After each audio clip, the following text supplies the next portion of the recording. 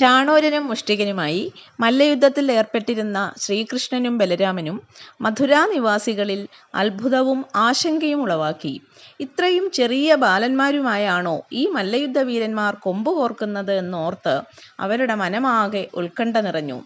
ആദിപരാശക്തിയായ എല്ലാ ജീവജാലങ്ങളുടെയും സംരക്ഷകനായ സാക്ഷാൽ ശ്രീകൃഷ്ണ ഭഗവാൻ മഥുരാവാസികളുടെ മനമറിഞ്ഞ് ചാണൂരനെയും മുഷ്ടികനെയും യമപുരിക്കയക്കാൻ തീരുമാനിച്ചു.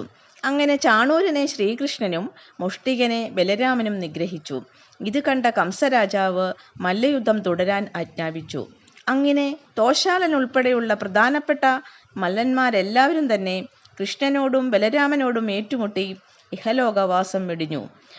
ഇത് കണ്ട കംസൻ ആകെ ഭയാക്രാന്തനായി കൃഷ്ണനെ നേരിടാൻ തയ്യാറായി.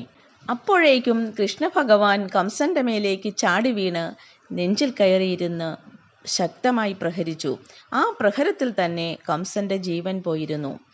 കംസവധത്തിന് ശേഷം തൻ്റെ മാതാപിതാക്കളായ വസുദേവരെയും ദേവകിയെയും മുത്തച്ഛനായ ഉഗ്രസേനനെയും തടങ്കലിൽ നിന്ന് മോചിപ്പിച്ചു.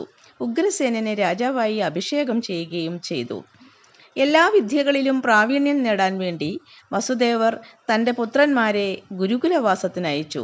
പരമ്പൊരുളായ ഭഗവാന് ഒരാളുടെയും ശിഷ്യത്വം സ്വീകരിക്കേണ്ട ആവശ്യമില്ലെങ്കിൽ കൂടി മറ്റുള്ളവർക്ക് മാതൃകയാകാൻ ആത്മീയാചാര്യനെ സ്വീകരിച്ചെന്നേയുള്ളൂ.